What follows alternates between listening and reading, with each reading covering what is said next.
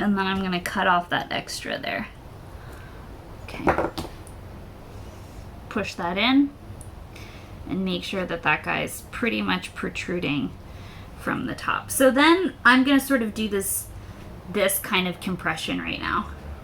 So I'm making sure the wall is not coming out, that I still have this rim here exposed, but that coil is starting to be compressed into that wall. So I'm using my thumb essentially to keep that rim from getting smaller while also compressing against the coil. And then here, this is a good example. This little split that I'm starting to get, which happens with coils a lot, very lightly, I'm not even pressing really, I'm just more burnishing with my finger, I can make that go away. And I know that's fine, that's good enough.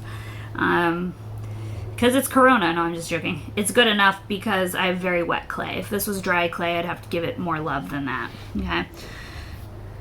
So where it's joining here, I have my finger on the underside, and I can essentially press into that finger, supporting that form. And I'm sort of taking my finger on the inside and I'm smoothing that.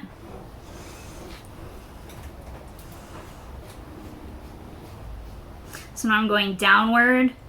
So rather than this, I'm doing this.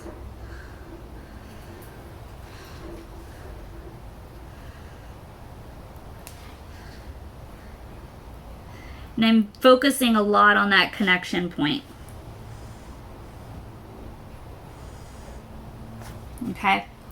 So again, this is when I can take certain tools. Number 2 pencils, like that sort of carved edge is nice because I can come around and get in there nice and tight. Smoothing that and compressing at the same time. Holding the inside again. And I'm not digging into that connection, I'm just smoothing it. So very light touch here, very light touch. Then don't lick your finger, or do, whatever. I'm gonna go ahead with a little bit of water, smooth that all out, okay?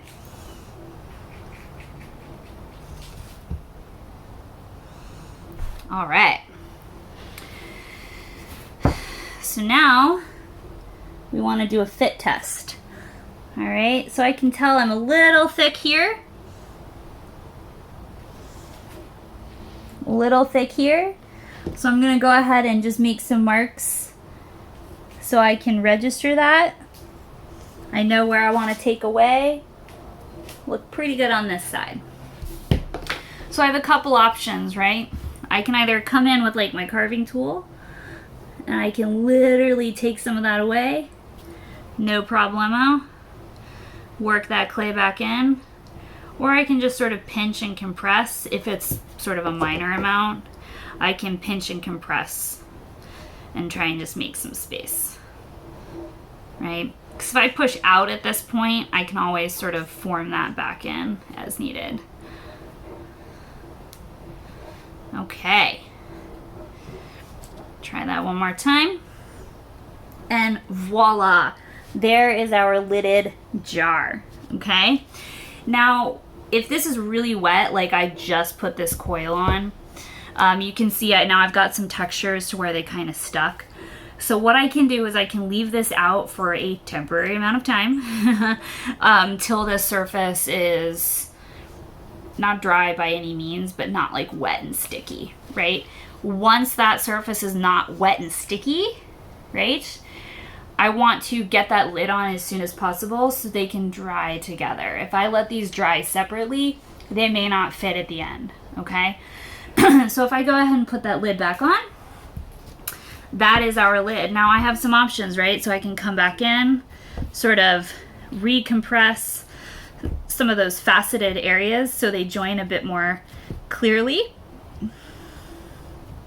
right? I could even come back in and readdress some of those facets so things really sort of come together, right? And then I'll just pop that lid off briefly to create a separation, right? And that's going to be a nice way to really bring sort of this consistency to the lid, right? So those two parts join really nicely. This is very much a Japanese as well as Korean technique in terms of pottery. It's basically what was used predominantly and is still used predominantly over what we would think about the potter's wheel, right? So many tea bowls, so when we think about Japanese tea bowls, many of those were made through this sort of carving subtractive process. Okay, so now I have just some nice facets. Maybe I'll do a small one on this side. So if I bring my finger in, I have a smaller facet. If I bring my finger out, I have a larger facet, right? So I can start at the top, and you can see I'm sort of pulling away. It's gonna give me a thinner facet. Okay. Now, one last thing before we stop for today is thinking about how this thing wants to sit, all right? Maybe it wants to sit just like this. Maybe it's super stoked just being a jar sitting on the table. Maybe it wants some feet, okay? So there are a couple ways we can think about that. Basically what feet do is they lift the pot, right? That's why we trim when we throw. So, you know, oftentimes what we're thinking of is creating lift or like buoyancy within our form and not having this like heavy form that just like sits in the world, right? We don't want the form to look like how we probably feel right now, right? So let's live vicariously through our jar. And I'm gonna go ahead and pop this guy off for right now.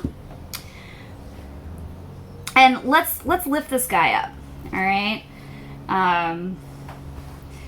So I'm gonna go ahead and just put some little feet, some little footsies, little footsie boos on this guy. Nothing crazy. I'm just gonna roll some little balls here. Balls are actually not the easiest thing to roll. They're kind of fun. There we go. One thing I can do is I could just leave balls and do little ball feet. All right. I could think about shaping that. For instance,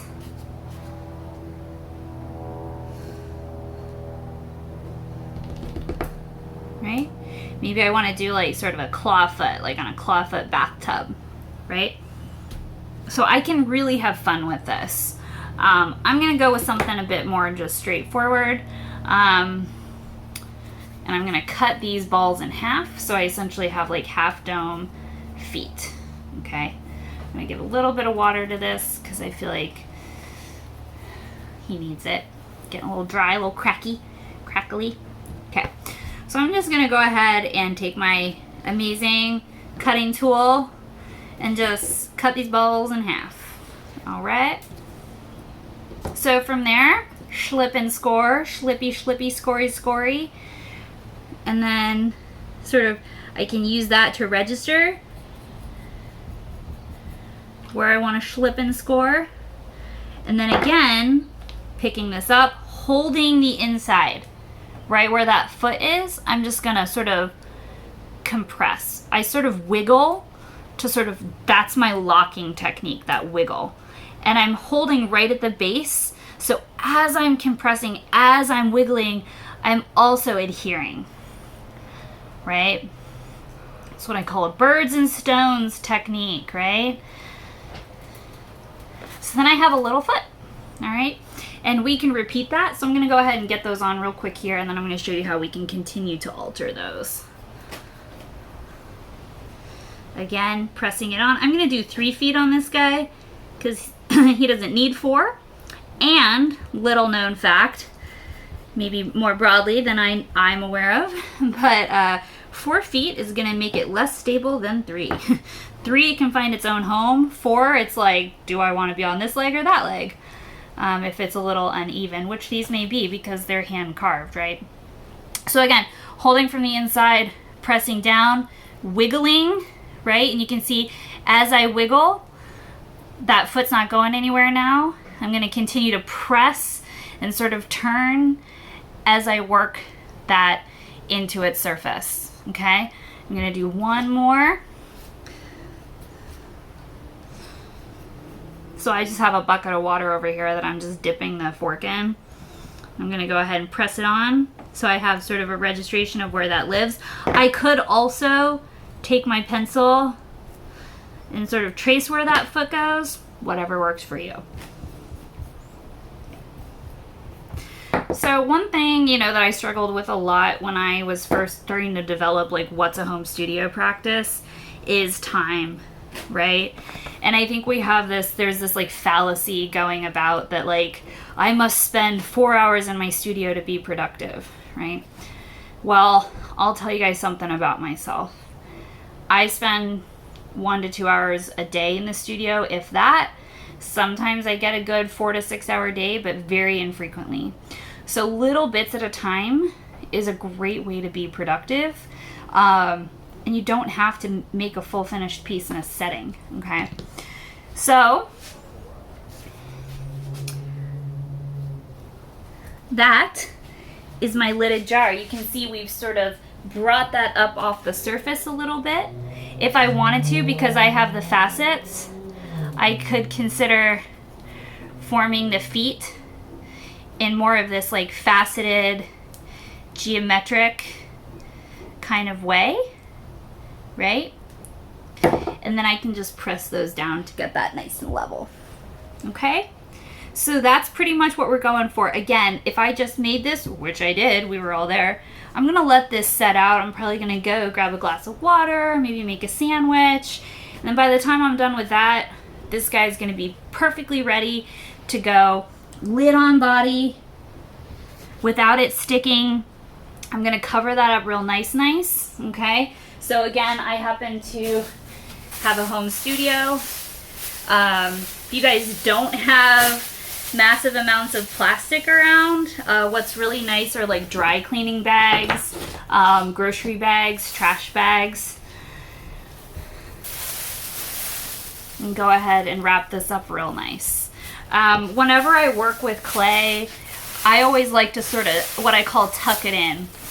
So essentially, every time I work with clay, it's essentially like that clay is at work.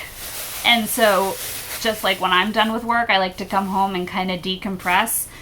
The way I think about wrapping clay in this stage is we just did a lot of work to it. We're wrapping it up, we're letting it kind of decompress. Then tomorrow I'm gonna unwrap it. I may leave it unwrapped so it can start to dry out. At that point, as it dries, I can go in and clean the surface up and start to get very precise. As that continues to dry further towards leather hard, I can grab some of my nice carving tools that most of us have available, and I can start to get really fine detail, okay? So this is like an OCD dream here with all the time we have. So that's pretty much it for today.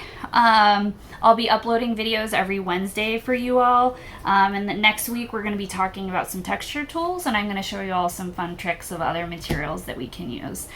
So hopefully this was helpful. Shoot me a message on Canvas if you have any feedback. But happy carving!